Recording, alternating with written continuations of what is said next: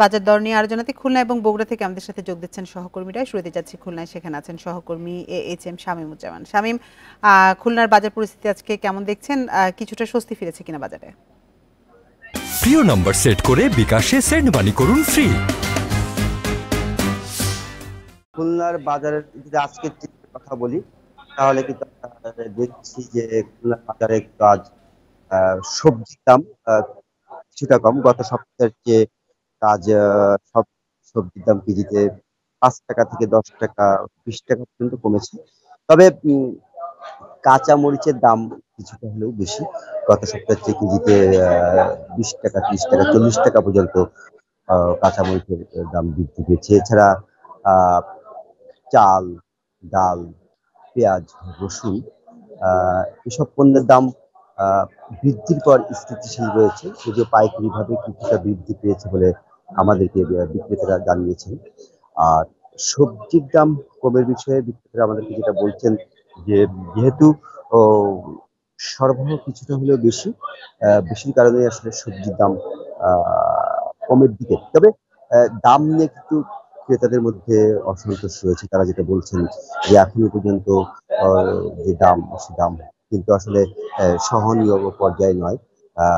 ক্রেতাদের সহনীয় পর্যায়ে দাম যদি আরেকটু কমতো এবং দামটা যদি স্থিতিশীল থাকতো তাহলে কিন্তু ক্রেতারা স্বস্তি পেত। তো এই ছিল আমার কাছে সর্বশেষ। শামীম, আপনি সাথে থাকুন। এবার আমরা যাবো বগুড়ায়, সেখানে আছেন আমাদের সহকর্মী জজিফ হোসেন। জজিফ, আমরা খুলনার পরিস্থিতি জানছিলাম। বগুড়ার পরিস্থিতি কেমন দেখছেন? ক্রেতারা কি বলছেন?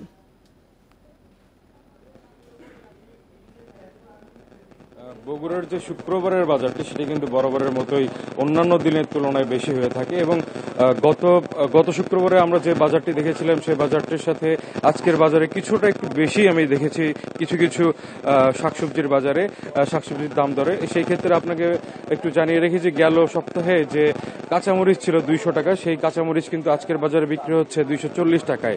এছাড়া পেঁয়াজ বিক্রি হচ্ছিল যেটি 110 থেকে 115 টাকা কেজিতে, সেটি আজকের বাজারে বিক্রি হচ্ছে 130 টাকা কেজিতে।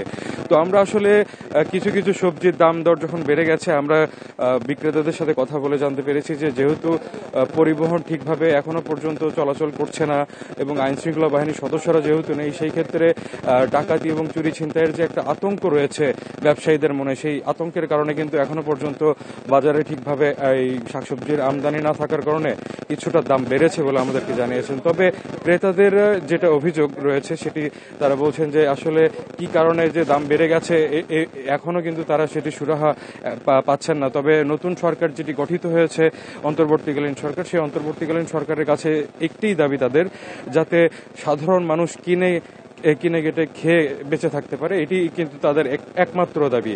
এবং শুধু এটিই নয়, এর সাথে এই বাজার সিন্ডিকেটের সাথে যারা জড়িত রয়েছে, যারা বাজারের ঊর্ধ্বগতির সাথে জড়িত রয়েছে এবং পরিবহন সেক্টরে যে চাঁদাবাজিগুলো হয় সড়ক পরিবহনগুলোতে, সেগুলো যাতে বন্ধ করা যায় সেই জন্য কিন্তু তারা দাবি জানিয়েছেন। একটি বিষয় জানিয়ে রেখি যে গতকাল অন্যান্য জেলার মতো আমরা এই ফতেলি বাজারেও দেখেছি যে সাধারণ যে শিক্ষার্থীরা রয়েছেন তারা এই বাজার মনিটরিংয়ে এসেছিলেন এবং বিক্রেতাদের কাছে আসলে জানতে চেয়েছিলেন যে কোনো ধরনের আপনাদের কাছে ক্রয় রসিদ আছে কিনা, কিংবা তাদের যে মূল্য তালিকা, সেই মূল্য তালিকা কিন্তু তারা দেখেনি। সেই ক্ষেত্রে তারা তাদেরকে বলে গিয়েছেন যে মূল্য তালিকা না থাকলে আপনাদের বিরুদ্ধে আমরা হয়তো বা পরবর্তীতে, এখন যদি নাও পারি পরবর্তীতে, তাহলে সেই ব্যবসায়ীদের বিরুদ্ধে তারা আইনগত যে ব্যবস্থা সেই ব্যবস্থাটি নেওয়ার তারা কথা জানিয়েছেন।